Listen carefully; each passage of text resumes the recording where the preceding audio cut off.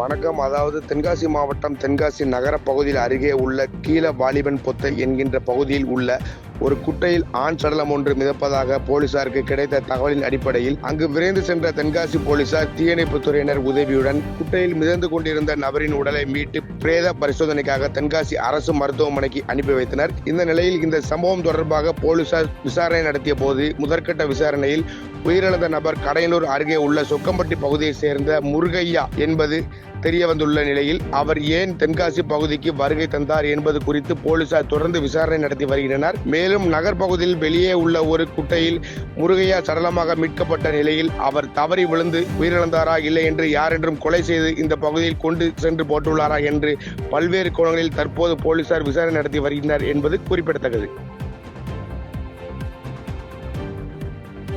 செய்திகளை உடனுக்குடன் தெரிந்து கொள்ள கீழ்கண்ட கேபிள் மற்றும் டிடிஎச் நெட்வொர்க்குகளில் எம்நாடு செய்தி தொலைக்காட்சியை காணுங்கள்.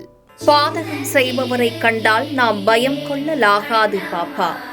மோதி மிதித்துவிடு பாப்பா, அவர் முகத்தில் உமிழ்ந்துவிடு பாப்பா. அண்மை செய்திகளை உடனுக்குடன் தெரிந்து கொள்ள இணைந்திருங்கள் எம்நாடு தொலைக்காட்சியுடன்.